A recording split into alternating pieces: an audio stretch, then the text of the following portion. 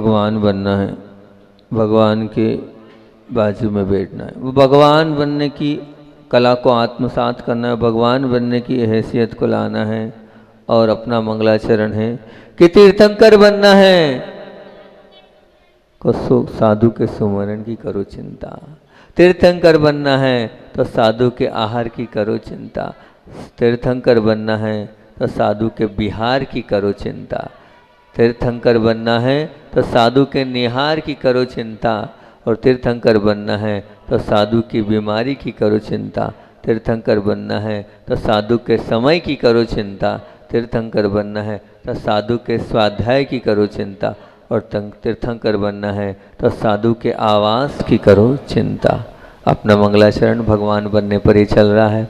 और अपन ने बात सुमरण समाधि की बात करी थी और आप लोगों के बहुत सारे बातों से हमने राजा ऋषभदेव की भी वो बात बताई थी कि देखो कैसा वो जुड़ाव था कि पूर्व भाव में कहाँ चारों मित्र थे और बाद में वो चारों एक दूसरे के साथ जुड़ गए और जुड़ने के बाद फिर चारों के चारों मोक्षगामी जीव हुए एक साधु की सेवा करने से। मैंने कहा ही था ना कि बांसा वालों यहाँ आए, हो सकता है आप लोगों से कोई ना कोई पूर्व भाव का जुड़ाव होगा, तभी तो यहाँ तक आए हम। जब ऋषभदेव भगवान और वो चारों एक राजकुमार थे, एक वैद्य के पुत्र थे, एक मंत्री के पुत्र थे, है ना, एक सेठ के पुत्र थे, चारों ने सेवा करी और एक साथ हुए, है ना, तो निश्चित रूप से कहीं ना कहीं कोई ना कहीं पूर्व भाव का कोई ना कोई कांटेक्ट, कोई ना कोई रिलेशन, कोई ना कोई जुड़ाव, कोई ना कुछ तो होता है, होगा ही, निश्चित मान के चलना। राम और लक्ष्मण की सेवा की भी बात आप लोगों के बीच में मैंने करी थी और भी अनेक उदाहरण आप लोगों के बीच में दिए थे। कल एक संस्मरण जरूर याद दिला दिया था, हालांकि एक बार तो मैंने सुनाया होगा वो संस्मरण पूज्य गुरुदेव का।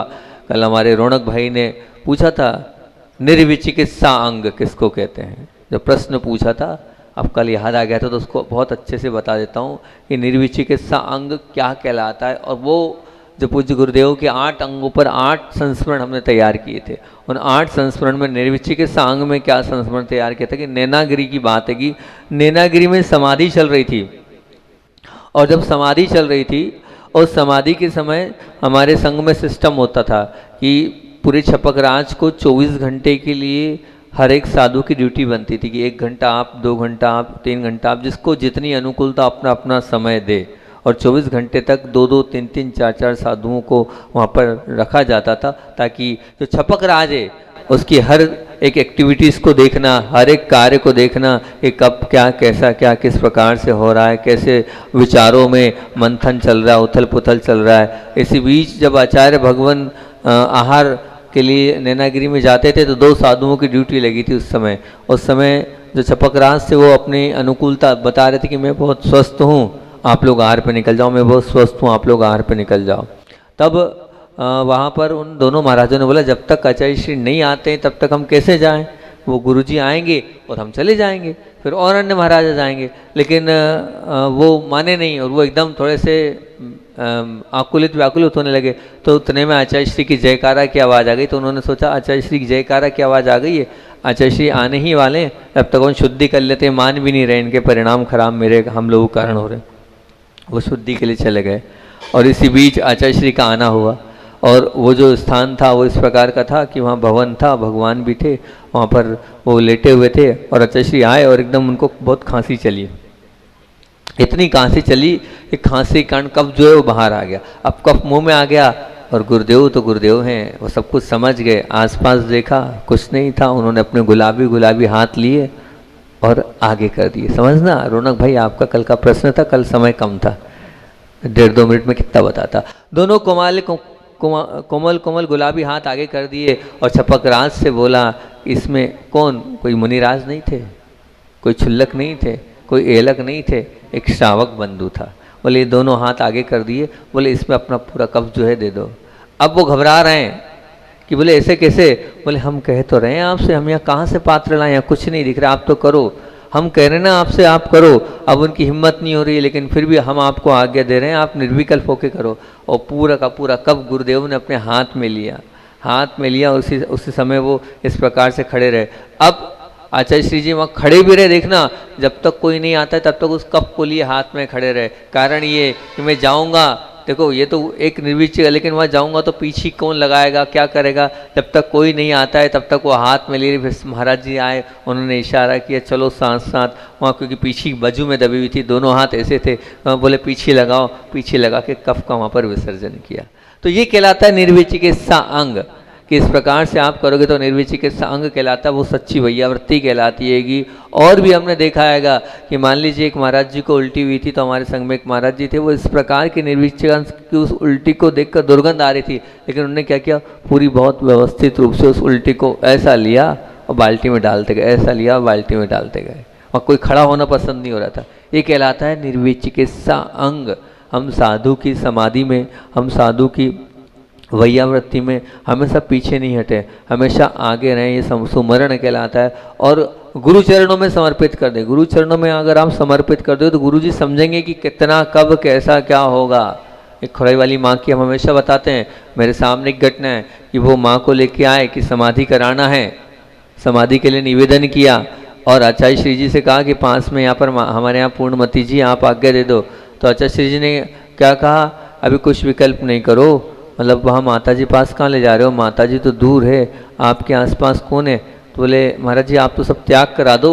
भाग्योदय में डॉक्टरों ने 15 या 18 घंटे बोले हैं, इससे ज़्यादा नहीं होगा। अब आप तो बस हमारे लिए आशीर्वाद प्रदान करो। अच्छा से न कुछ नहीं, यहाँ से जो माता जी तुम्हारे यहाँ जरवा खेड़ा में माता जी है, वहाँ चले जाओ, वहाँ पर सब ठीक हो जाएगा। कोई आसपास गांव था, वहाँ चले जाओ, सब ठीक हो जाएगा। हम नहीं समाधि करना चाहते, ये माता जी से जुड़े थे और अंत समय चल रहा है, आप वहाँ भिजवा दो, यहाँ नहीं करवा रहे हो। आचार्य सिंह का हमने कहा ना आशीर्वाद है, अभी कुछ नहीं, त्याग कराना है। आचार्य सिंह ने जवाब दिया, और डॉक्टर ने, प्रियंक जी ने स्पष्ट किया था भाग्योदय में स्थिति खराब है, लेकिन आचार्य श्री अपने आप में अंतर ज्ञानी थे, उन्होंने कहा नहीं। अब वहाँ पहुँची, 3 दिन तक वैयावृत्ति हुई, अब भली चंगी होगी, बहुत व्यवस्थित हो गई, अभी भी स्वस्थ है और मस्त है, प्रशस्त है। 5, 7, 8 साल पुरानी बात बता रहा हूँ। तो हम गुरु चरणों में जाएं और गुरु चरणों में अपना निवेदन करेंगे तो निश्चित जो हमारी समाधि है वो सुमरण की ओर होगी। और हम इस बात का ध्यान रखें कि साधु कब क्या क्या चाहिए, यही उनकी जरूरत को समझना, उनकी आवश्यकता को समझना ही तो समाधि मरण है और सुमरण है। अच्छा, अपना जो भावना है उसका नाम क्या है? हाँ, साधु समाधि। साधु समाधि का तात्पर्य क्या होता है पता है? साधु समाधि के तात्पर्य समाधि मरण नहीं होता। समाधि मतलब समता। समाधि का अर्थ क्या होता है? समता। मतलब जिसमें साधु की समता बनी रहे, उस समता को हमें ध्यान रखना है, तब तो कहीं जाकर हमने साधु समाधि करिए। क्योंकि मैंने कल भी कहा था कि लौकिक उपकार करने वाले तो सैकड़ों लोग हैं, पर जो आत्म कल्याण में लगे हुए, जो प्राणी मात्र के कल्याण में लगे हुए साधु हैं, उनकी वैयावृत्ति करना, उनकी सेवा करना बहुत पुण्य से मिलता है। और अगला मंगलाचरण अपन अपना है, तीर्थंकर बनना है तो साधु के आहार की करो चिंता। निश्चित ये मान के चलना, आहार में कब, क्या और कितना देना है, कैसे देना है, इसका ज्ञान होना चाहिए, बिल्कुल होना चाहिए। राहुल भाई, तुमने कॉलेज खोल रखा है पढ़ाने के लिए, शिक्षण के लिए, ठीक है ना? क्यों खोल रखा? कि पढ़ेंगे, सिखाएंगे और बच्चे आगे बढ़ेंगे, है ना? या कोई भी एक मान लीजिए और भी कोई दुकानदार है, वो दुकानदार को अपनी दुकान चलाने के लिए क्या करता? सीखता है ना, अपने हुनर सीखता है, कैसे बात करना है, किस प्रकार से बोलना है, किस प्रकार। जब आप एक व्यापार में सीखते हो, जब एक कोई भी चीज़ कोई भी कार्य के लिए सीखने के लिए प्रशिक्षण लेते हो, तो आपको आहार का भी तो प्रशिक्षण लेना चाहिए। तो ये विवेक कब आएगा? जब प्रैक्टिकली आप सोचोगे, समझोगे और पूरे समय उसमें ध्यान लगाओगे। सच बताएं तो मैं हमेशा बोलता हूँ कि एक आहार ही एक ऐसी क्रिया है जिस आहार के अंदर आप सबसे ज़्यादा निर्लोभी बनते हो। आहार ये एक ऐसी चीज़ है जिसमें निर्लोभी बनते हो। अभी अब आप कहीं जाओगे मंदिर के शिलान्यास के लिए, शिला के लिए, शायद श्रावक मना कर देगा, कैपेसिटी कितनी भी हो, वो कहेगा 1 लाख की कैपेसिटी तो 1100 में निपटाएगा आपको, है ना? अभी देखना आप लोग जाओगे तो आपके साथ ये स्थिति बनेगी। लेकिन जब साधु आपके घर में आता है तो क्या करते हो आप? सब ले लो। ऐसा नहीं कि कुछ हलवा छुपा के रख लें हम, कुछ रबड़ी छुपा के, कुछ मावा छुपा के रख लें, क्या होगा? मिलेगा नहीं। आप तो सब ले लो और आ जाएगा। क्योंकि ये निर्लोभी प्रवृत्ति कायम होती है। आहार दान की इस प्रक्रिया में सबसे निर्लोभी बनते हो। और प्रक्रिया इतनी विशुद्धि वाली, इतनी परिणाम की निर्मलता अगर आपके अंदर है कि हाँ महाराज जी क्या आहार हो, तो सच बता रहा हूँ, मैं अपना खुद का अनुभव बता रहा हूँ कि मैं जब भी अंतराय वालों के साथ या उपवास वालों के साथ जाता था तो कहीं भी नहीं इतना कहीं मेरा उपयोग नहीं लगता था, सीधा सीधा वहीं उपयोग। किस प्रकार से साधु के अच्छे से अच्छे हार हो, एक एक ग्रास को शोध कर देना, एक एक ग्रास को देख कर देना, कहीं कोई गलती नहीं हो जाए, कहीं ऐसा नहीं हो कि मेरे कारण कहीं अंतराय आ जाए। तो अब वो पूरे ग्रास पर पूरी दृष्टि और हर एक ग्रास को बहुत व्यवस्थित रूप से, क्योंकि देखो स्पष्ट बात है, गर्म तो कराना नहीं है। अब गर्म कराना नहीं है तो क्या करना है, जो आया है उसको ढक के रख देना, उतनी ही देर में रखना, ऊपर चम्मच में नहीं देना, कटोरी ढकना, हर 4 ग्लास के बाद कटोरी चेंज कराना है कि भैया गर्म बना रहे, वो व्यवस्थित बना रहे, साधु एक बार ले रहा है, व्यवस्थित होना चाहिए। ये विवेक आपके अंदर होना चाहिए ना। उसमें घी जम गया है और वही की वही दाल और वही की वही आप दे जा रहे हो, करे जा रहे हो, तो ये कमी। और कभी गर्म नहीं करना, ध्यान रखना, गर्म कर रहे हो तो गलत हो। गर्म करने का तरीका भी पहले मैंने आपको बताया था, आगम में आया है कैसे रखना है। आप सिगड़ी रखो, सिगड़ी के ऊपर आप रखो, कोई मना ही नहीं है, सिगड़ी के लिए कोई मना नहीं कर रहे हैं, सिगड़ी आप रख सकते हो, वहीं हमारे सामने भी रखोगे तो हम हटाएंगे नहीं। लेकिन आप जो गर्म कर रहे हो उससे तो पूरे तत्व नष्ट ही होते चले जाएंगे, इस बात का आपको ध्यान रखना है। और ध्यान रखना, बहुत सारे मोक्ष मार्ग में जो बड़े हैं ना, क्या वो बहुत सारे लोग सिर्फ मोक्ष, मैं खुद भी मोक्ष मार्ग पर बढ़ा हूँ तो सिर्फ आहार देने की प्रक्रिया से जुड़ा हूँ। आहार देने की प्रक्रिया ऐसी प्रक्रिया होती है, उससे सीधे सीधे कांटेक्ट साधु के साथ, त्यागी वृत्ति के साथ और मुनि महाराजों के साथ होता चला जाता है, तो एक अलग ही जुड़ाव हो जाता है, तो वो मोक्ष मार्ग में अपने आप आगे व्यक्ति बढ़ जाता है। तो वो आहार की प्रक्रिया में कभी पीछे नहीं रहना चाहिए कि भैया हम क्या करेंगे, इतनी भीड़ है, अरे भीड़ है तो क्या हुआ, एक ग्रास भी देने को मिल जाएगा तो बहुत बड़ी बात है, देखने को मिल जाएगा, वो भी बहुत बड़ी बात है, कोई छोटी मोटी बात थोड़ी है कि आपको वहाँ देखने को मिल रहा है, करने को मिल रहा है, बस इन सब चीज़ों का। और आप अगर आहार कराने जा रहे हो तो ये बात आचार्य श्री बोलते थे, आहार करते वक्त साधु को हमेशा पूर्व या उत्तर में दिशा की ओर खड़ा होना चाहिए, मतलब फेस पूर्व में या उत्तर में होना चाहिए। तो आप पहले जाओ ना और पहले व्यवस्थित करो, और वहाँ जाने के बाद फिर आप ये देखो पाटा हिल तो नहीं रहा है, अब महाराज जी वो उसको चेक करेंगे, तो आप काय के लिए गए हो, आप पहले पाटा चेक कर लो, हिल रहा है नहीं हिल रहा है, अपने पहले से लगा तो दिशा को आप पहले से देख लो, पात्र को देख लो, पात्र छोटा तो नहीं है, अब पात्र इतना सा आप रख देते हो, अब वो पूरा का पूरा वहाँ पूरा वो देख लिया, पहले से पहुँच गए, बड़ी बाल्टी बड़ा पात्र देख लिया, बड़े पात्र को रख दिया, ताकि कम से कम जो आहार सामग्री है वो निश्चित रूप से लेते हैं तो गिरती तो है ही, ऐसा तो है ही नहीं कि नहीं गिरती हैगी। अब वो गिरती, और तो गिरती इसलिए भी कि आप लोग ज़बरदस्ती करते हो तो महाराज जी को यूं यूं करना पड़ता है, तो उसमें और यहाँ वहाँ वो सामग्री गिरती हैगी। तो अब वो अपन देखें ना कि किस प्रकार से उसको आहार के पात्र को हमें देना हैगा, और वो भी हो गया। फिर उसके बाद ये भी देखें कि कौन सी वस्तु दी है, कौन सी वस्तु दी है, वो जो हमने दी है तो उस वस्तु को वो ठंडे के ऊपर गरम, गरम के ऊपर ठंडा, ये विवेक आपको लगाना पड़ेगा। आप आ गए, रोटी चल रही है और मखाने ले लो, अरे रोटी खा रहे हैं मखाने, खिचड़ी ले लो, दलिया। आप बात यह है कि आपसे बोल दिया आप आहार लाओ लाओ, लेकिन देखो तो कौन सी चीज़ चल रही है और कौन सी चीज़ अपने विवेक से देना चाहिए, इतना तो विवेक आपको रखना चाहिए। और एक प्रवृत्ति आपकी ये भी है, मैंने बनाया है तो चलना चाहिए। आप ये मत समझो मैंने बनाया तो चलना चाहिए, आपकी जो है मानसिकता। आप ये देखो मैंने बनाया वो उस क्वालिटी का है कि नहीं। अब आप ले आए, मान लो मंगोड़ी बना के ले आए, अब वो पूरी कच्ची हैगी, अब आप वो देना ही चाहते हो, अब कोई दूसरी चीज़ ले आए। अब आप ये देखो मेरा आहार व्यवस्थित है कि नहीं, मैंने बनाया है मेरा चले, ये मानसिकता नहीं होनी चाहिए, व्यवस्थित हो वो चले। साधु को वो आहार चलाना है जिससे साधु का स्वास्थ्य ठीक हो, जिससे साधु के लिए जो क्या हो विशुद्धि बढ़े, उससे साधु के लिए क्या हो परिणामों में निर्मलता हो। आपने तो दे दिया, लेकिन देने के बाद क्या होगा, साधु के लिए तो तकलीफ हो सकती है ना, साधु के लिए तो कष्ट हो सकता है ना। तो इस चीज़ का भी आपको बहुत व्यवस्थित रूप से ध्यान रखना चाहिए। ऐसे बहुत अनेकों लोग हैं जिन्होंने आहार दान की इस प्रक्रिया से जुड़कर, मैं बहुत सारे लोगों से प्रभावित हूँ। जैसे आपको बता रहा हूँ, एक अशोकनगर वाले चाचा हैं, अगर आप लोग शायद संघ में कभी नहीं आए, वो ऐसे हैं, पूरा परिवार उनका त्याग के मामले में आगे बढ़ा हुआ है, और वो इस प्रकार से आहार में तल्लीन रहते हैं, इस प्रकार से उनको एक जुनून रहता है कि वो साधु का अगर आहार ये अकेले हैं तो अकेले भी व्यवस्थित आहार करा देंगे, और उन्होंने अगर आहार करा दिए तो आपको अगले दिन उपवास ही करना पड़ेगा। ये स्थिति उनकी रहती है।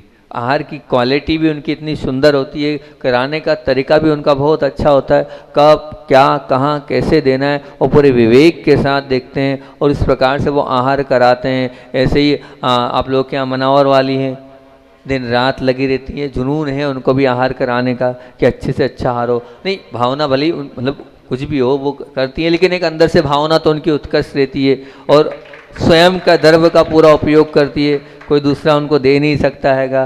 परिणाम ऐसे उनके अच्छे होते हैं। तो लगे ये जो जहाँ जो अच्छाई है उस अच्छाई को तो बताना ही चाहिए कि वो अच्छाई उनके अंदर है। और दिन भर रात में सपने में भी वही आहार दिखता होगा उनको, दिन में भी वही आहार दिखता होगा।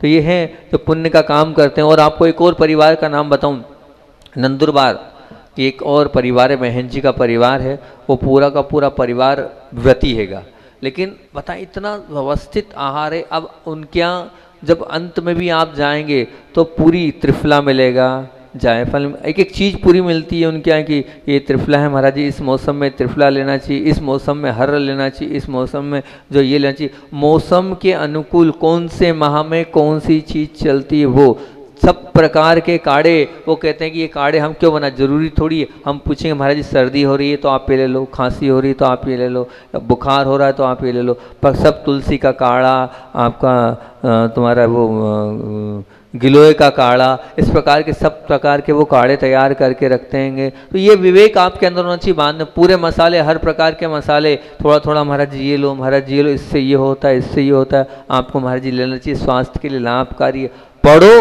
और दो, पढ़ोगे और दोगे तो बहुत अच्छी बात है कि इस प्रकार से आप करते चलोगे तो निश्चित रूप से मानना। और दूसरा आपको बताएं कि कुछ लोग तो ऐसे होते हैं कि ठीक है आहार हो गया, आहार होने के बाद कभी आहार नहीं करते। तो कहीं ना कहीं एक लोग, दो लोग मिल जाएं, तीन लोग मिल जाएं, चार लोग मिल जाएं, उन त्यागी वृत्ति को बहुत अच्छे से व्यवस्थित रूप से उनको आहार कराना। तो वो भी आपने क्या है, सिर्फ साधु को आहार कराना आहार मान लिया नहीं, लेकिन जो साधु मार्ग पे आगे बढ़ रहे हैं उनके लिए भी तो आप आहार करा सकते हो, या जो साधु के दर्शन करने आए उनको भी तो आप बहुत अच्छे से व्यवस्थित आहार करा सकते हो, वो भी तो आहार ही कहलाएगा। उसको आपके उससे आपके पीछे हटते हो। मैंने देखा कि एक बार मतलब एक चौके में आचार्य श्री जी के आहार हुए, तो मुझे लगा कि बताओ इस चौके में ही गुरु जी के आहार क्यों हुए, आखिर इतने 150-200 चौके लग रहे थे एक स्थान पर, और यहीं आचार्य श्री के एक दिन के लिए गए तो उसके तह तक गया। तो मैंने ये पता किया कि जब भी कोई ब्रह्मचारी आता था, जब भी कोई त्यागी वृत्ति आता था, तो सबसे पहले वो उनको निमंत्रण देते थे, वो अपने घर पर बुलाते थे और भोजन कराते थे। तो जब वो उन्होंने जीवन पर्यंत त्यागी वृत्तियों को और जो भी आते थे उन दीदी भैया लोगों का ध्यान रखा, तो निश्चित रूप से जब वो जो ध्यान रखता है तो ऐसा पुण्य बढ़ता है कि आचार्य श्री आए तो सीधे चरण उनके यहाँ ही पड़े। वो विशुद्धि और परिणामों में निर्मलता थी, उस परिणामों से उन पर उससे अपने आप निश्चित रूप से प्रभाव पड़ता ही पड़ता है और होता ही होता है। और मुख्यतः से हम तो बार बार बोलते हैं किस मौसम में क्या देना है, इसका बहुत बहुत आपको ध्यान रखना चाहिए कि किस मौसम में किस प्रकार से देना है। एक ब्रह्मचारी A.K. जैन जी हैं जिन्होंने गौशालाओं पर बहुत काम किया है, वो जो ब्रह्मचारी हैं वो इस प्रकार से ही कार्य करते थे, किस मौसम में क्या देना है, किस प्रकार से देना है। और साथ साथ में वो ये बोलते थे कि अगर मेरे यहाँ किसी साधु के आहार हुए तो आहार पूरा जब होगा जब उनकी मैं वैयावृत्ति कर लूँ, भले ही थोड़ी सी वैयावृत्ति करूँगा लेकिन वैयावृत्ति में करूँगा ही करूँगा। इस प्रकार से आप आहार के मामले में अपने आप को एक्टिव करेंगे। आहार एक बहुत बड़ी वैयावृत्ति है, आहार एक बहुत बड़ा साधन है जिसके माध्यम से साधु अपने 24 घंटे निकालता है। तो कब क्या कैसे देना है, किस प्रकार से देना है, इसका पूरा हमें विवेक रखना चाहिए। जब हम आते हैं तो हमें देखते हैं तो पहले ही मूड हमारा खराब हो जाता है, चौके में जाते हैं और जाते ही जो होता है क्या, आप पूजन तो करते हो लेकिन इतनी सारी द्रव्य सामग्री फैला देते हो, मन वहीं खराब हो जाता है। देखो इतना ही विवेक नहीं है कि पूजन तो कर रहे हैं, हम मुट्ठी ली और चढ़ाया और 10-20 चावल पूरे आपने बिखेर दिए। कब से उस समय साधु आपके आए तो आप विवेक के साथ या तो पूरे अर्घ्य चढ़ा दो, या सबसे अच्छा तरीका है जैसे यहाँ होता है, आप कंजूसी क्यों करते हो, इतने ठाठ के साथ वहाँ देखते ही मन गदगद हो जाना चाहिए ना। हम एक चौके में गए, मन ही गदगद हो गया, क्यों, बिल्कुल जब अंदर गए तो बाहर से ही बुढ़िया ऐसी रंगोली अंदर तक पूरी रंगोली बनी हुई थी। अंदर पहुँचे तो अंदर देखा तो ऐसा सजा हुआ था, आगे पीछे ऊपर नीचे। वहाँ पूछे तो पात्र ही अलग, जो चरण धोने का था उस पात्र को देख के थोड़ा और गदगद हो गए कि ऐसा पात्र तो आज तक नहीं मिला चरण धुलाने का। और ऐसे ऐसे सुंदर से गिलास, और गिलास से उन्होंने 2-3 पानियों से हालांकि समय लगाया। फिर उसके बाद फिर पूजन प्रारंभ करी। तो पूजन जैसे आप यहाँ करते हो ना, ऐसी बहुत सुंदर सुंदर एक एक थाली में बड़ी बड़ी थाली में, और ऐसे ठाट के साथ उन्होंने वो पूरी पूजन करी भक्ति भाव के साथ, और वो पूजन पूजन करी। पूजन करने के बाद फिर आपको बताएं, हालांकि ये तो ठीक है वो ऐसा करना मत, लेकिन आप अब एक एक चीज़ की एक एक थाली, ये समर्पण है श्रावक का, आप लोग उसमें नहीं करना, लेकिन बात चली तो बता रहा हूँ। रोटी की एक थाली, सब्जी की एक थाली, दाल की एक थाली, मतलब एक एक थाली, मिठाई की एक थाली, नमकीन की एक थाली, ऐसी अलग अलग 10 से 12 तो थाली बता दी। आप क्या लोगे और क्या करोगे? इतनी भक्ति, इतनी आस्था अंदर से, लेकिन आप नहीं करना ना साधु तक खा पाएगा, और ना एक भक्ति बता रहा हूँ मैं कि ऐसी इस प्रकार की भक्ति होती हैगी और इस प्रकार का समर्पण होता है। तो आप समझे कब क्या कैसे देना है। दुकानदार जैसे ग्राहक का ध्यान रखता है, वैसे आपको भी उस वक्त देखना चाहिए, समझना चाहिए, और समझ के साथ आपको आहार कराना चाहिए। उस आहार के माध्यम से साधु का 24 घंटा निकलना है। और अब आती है बात का है कि तीर्थंकर बनना है तो साधु के बिहार की करो चिंता। बिहार की करो चिंता से तात्पर्य कि मैं देखता हूँ बहुत बार ऐसा होता है कि साधु अकेले जा रहे हैं, कमंडल पकड़ने वाला नहीं है। क्या स्थिति है बताओ? वो पंच परमेष्टि, यूं तो भगवान की आप अभिषेक पूजन कर रहे हो, क्या एक बात बताओ, पंच परमेष्टि में साधु परमेष्टि नहीं आता है? जब साधु परमेष्टि पंच परमेष्टि में आते हैं और साधु अकेले विहार कर रहे हैं या एक या दो श्रावक विहार कर रहे हैं, तो क्या ठीक है? बताओ, क्या ये जो दृश्य है इससे प्रभावना होगी कि अप्रभावना? इससे सीधी सीधा प्रभावना होगी। साधु के साथ तो पूरे जब 10, 20, 25 लोग चलते हैं तब कहीं जाकर वो प्रभावना होती, तब कहीं जाकर वो ऐसा लगता है कि हाँ, हम लोग संधान सागर जब हम लोग महाराष्ट्र में जा रहे थे, उधर से कुछ लोग आ रहे थे, तो हम जैसे आगे पीछे हो गए तो महाराज जी मिल जाते थे। हमारे साथ 5, 7, 8 लोग हैं, उनके साथ भी अगर 2, 4 लोग हैं, तो मैंने कहा क्यों एकदम आ गए?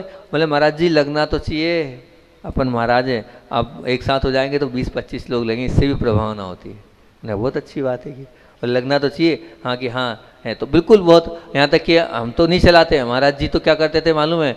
बोले जब प्रधानमंत्री के आगे पीछे गाड़ी चलती तो हम कोई प्रधानमंत्री से कम है क्या? तो हम हमारे साथ आगे एक रथ चलता था। अभी आप क्या भी आए थे रथ लेके, हम हैं पपोरा का रथ फाइनल था, वो एक रथ आगे चलेगा जो बसते बसते चलेगा। बोले सब आगे पीछे वाले समझ जाए साधु आए। एक गाड़ी पीछे चलती थी, एक गाड़ी आगे चलती थी, और एक गाड़ी और उसके पीछे चल, जो श्रावक चलेगा पानी चाहिए पानी लो, अंगूर चाहिए अंगूर लो, सेवफल चाहिए सेवफल लो, जो चाहिए वो लो। 3 गाड़ी साथ चलती थी। अभी तक ठाट से हम नहीं चलते हैं, लेकिन हम तो छोटी सी गाड़ी छोटी सी टेम्पो में बिहार करके आ गए आपके यहाँ। पर बाकी बोलते हम साधु हैं, क्या दिक्कत है? इससे भी, क्योंकि जितने ज़्यादा लोग चलते हैं उससे प्रभावना होती ही है, जो देखने वाला है उस पर प्रभाव पड़ता ही पड़ता है, निश्चित रूप से मान के चलना। हम देखें, देखने के बाद बिहार कराने तो ये समझे, कभी साधु से झूठ नहीं बोलें अपने चक्कर में कि हमारे यहाँ पहुँचाना है और हम उस तरफ से ले जाएंगे। नहीं, आप साधु का 100 कदम भी बहुत मुश्किल होता है बिहार के समय, और आप घुमा के ले जा रहे हैं तो ठीक नहीं है।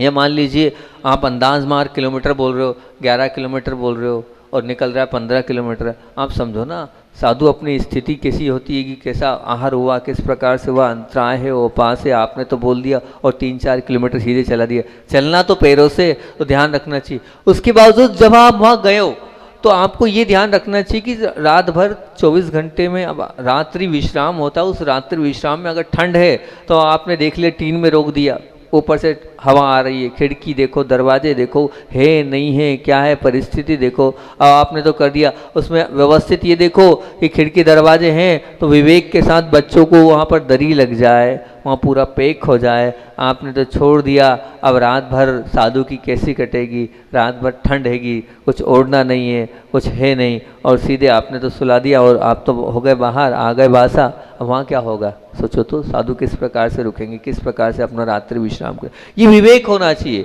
तो उसका विवेक हमेशा, हम ये वैयावृत्ति करते थे जब तक संग में रहे, तब तक ये वैयावृत्ति प्राय हमने करी। हम आचार्य श्री के आगे पहुंच जाते थे, और आगे पहुंचने के बाद आचार्य श्री को किस रूम में रोकना है, उस रूम में देखते थे दक्षिण पश्चिम का कमरा। ठंड में देखते थे दक्षिण पश्चिम का कमरा, कि दक्षिण और पश्चिम में धूप जिसमें पड़ती हो ज़्यादा, उसको छोटे से छोटा कमरा देखते थे। हॉल देखेंगे तो वो ठंडा आएगा, तो छोटे से छोटा कमरा देखकर और छोटे से स्थान में रोकने का पूरा प्रयास हम करते थे। तो ये विवेक आपके अंदर होना चाहिए। अब बहनें बोलेंगी हम क्या करें, हमारा तो कोई काम नहीं। ऐसा नहीं है, बहनों का भी विवेक है। जब माताजियाँ चलती हैं, माताजियों के साथ आप बिहार करते हैं, तो आप अपना उसमें भी आप भी अपनी बुद्धि लगाकर इस प्रकार से बिहार में आप सहयोगी बन सकते हैं। और जितना हो सकता है, अब रही बात मैं आपको बताऊं, बहुत बड़ा ये होता है कि जो साथ चलते हैं, तो शावकों को कर्तव्य की बिहार करा रहे जिन जो लोग साथ चल रहे हैं उनका पूरा ध्यान रखना चाहिए कि वो चल कर आएँ, और चलने के बाद भी अगर भोजन की उनकी व्यवस्था नहीं हो रही है, उनके लिए नाश्ते की व्यवस्था नहीं हो रही है, उनके लिए दूसरी व्यवस्था नहीं हो रही, तो वो भी आपको करना चाहिए। आप वो भी कर रहे हैं तो साधु की व्यवस्था ही है, आप समझ लेना। अब एक बार एक गए तो वो बच्चे लोगों को भेजा, तो इस प्रकार की व्यवस्था थी कि दाल, बोले दाल में, बोले दाल तो कुछ नहीं, पानी पानी दिख रहा था।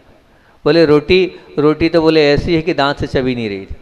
अब ऐसी अगर आप रोटी की व्यवस्था करोगे और इस प्रकार से आप अगर दाल का पानी और दोगे, तो वो भी एक है कि जो साथ चल रहा है उनका ध्यान रखना भी अपने आप में बहुत बड़ा काम है। स्थान का ध्यान रखना भी कि किस स्थान पर रुकना अनुकूल है, कौन सा स्थान अनुकूल रहेगा, इसका भी अगर आप ध्यान रखेंगे तो बहुत अच्छी बात रहेगी। और तीर्थंकर बनना है तो बिहार की चिंता करो, और तीर्थंकर बनना है और समय तो अपना हो गया आएगा, फिर 3-4 बिंदु और रह जाएंगे, इसको अपन कल पूरा कर लेंगे। आचार्य भगवान की बात को बोलकर अपनी बात को मैं विराम देता हूँ। पूज्य गुरुदेव की मैं आपको बहुत पुरानी बात बता रहा हूँ कि देखो सहनशीलता क्या होती है, और सामर्थ्य क्या होती है, और अंदर की शक्ति क्या होती है, और अंदर का आत्मबल क्या होता है, वो आपको रख रहा हूँ।